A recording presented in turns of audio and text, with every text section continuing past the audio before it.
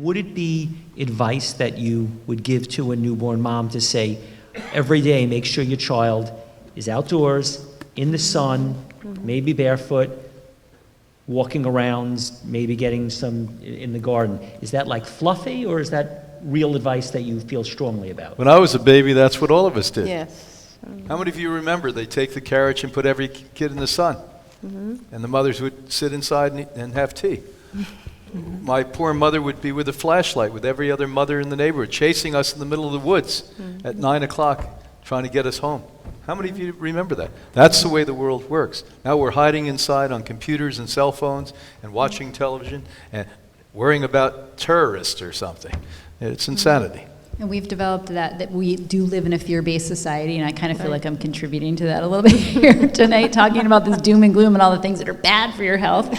But one of the things that we're really afraid of is the sun. Yes. Because of this, I think, research is beginning to bear out this false one-to-one correlation between skin cancers, melanomas, and sun exposure. It's not as complicated one-to-one. Usually if there's cancer, and you guys could speak to this better than I could, it's not just about exposure, it's your body's resilience, it's what's your nutrient status, and there's so many other factors involved. And the sun can be protective against cancer.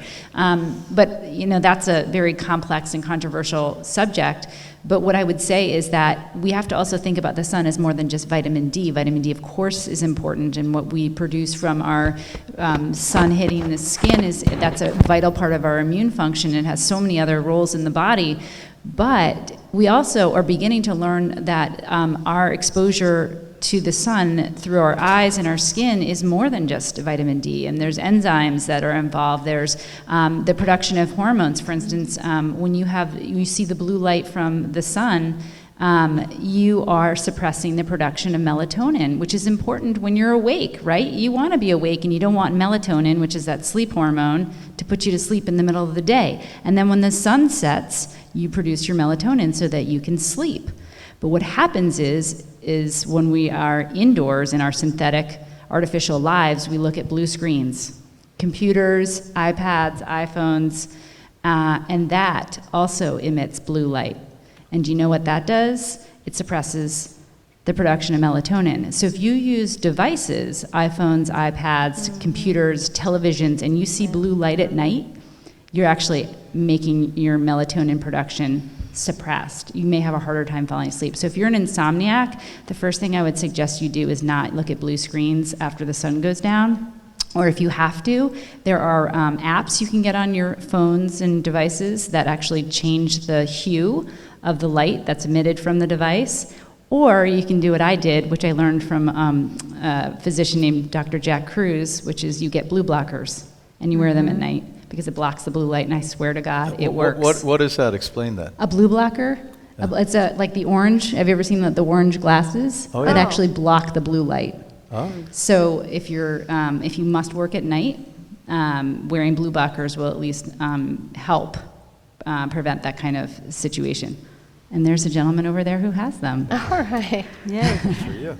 And one of the reasons you mentioned earlier, menstrual menarche for young girls, it's believed that all the excess light at night. Yes. So if we're missing out on full spectrum light during the day, and then at night we've got the smoke alarm and the digital clock and the cell phone charger, and a lot of kids are having computers in the room.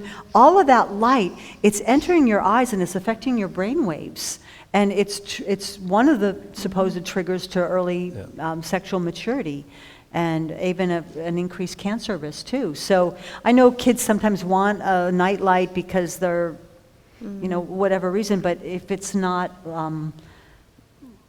if you do have to have a night light, a red one would be less disruptive. Yeah. To me, out of all the literature and research I've read on the subject that we're discussing now, years ago, Dr. Jacob Lieberman, an eye physician, wrote a brilliant book called Light. And it will really explain the hormones and how important it is to take light through the eyes. As far as, it's not really that controversial, it's just not accepted. Anyone who understands the incredible importance of getting sunlight to boost and strengthen the immune system, the conquest of all disease, it's common sense.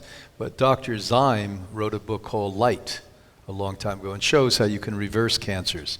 Now, it doesn't mean if you have cancer, you go stand in the midday sun, but yes, maybe in the morning before 9, maybe 2 hours before sunset. Remember, we all had sun consistently till 5 generations ago. You didn't have an option. When you got up in the morning, you looked outside and said, do we want to starve or do we want to eat? And most people took the later, the eat. So that was called farming. And you didn't have a choice not to be outside. And people were outside 9, 10. When I was a child, activities were outside. From May until October, you were outside. People did not linger inside. You know, Florida really should be the healthiest planet, or healthiest state on earth, because we have so much of sunshine here. If we ate right and we were more active physically, we shouldn't have osteoporosis, we shouldn't have cancer, we shouldn't even need glasses, our eyesight should be perfect, and we really could be there. We really, really could be there, because we can enjoy indirect sunlight, and you know, that's why when you come from a cold climate, like I come from Sweden, where you start the morning, it's dark, and you come home from school or work and it's dark, you are so attracted to go to the south and you know, to get that sun, because you know how hungry you are for that, and to feed that and build up your vitamin D and build yourself, build your strength. But so Florida, we don't have an excuse here.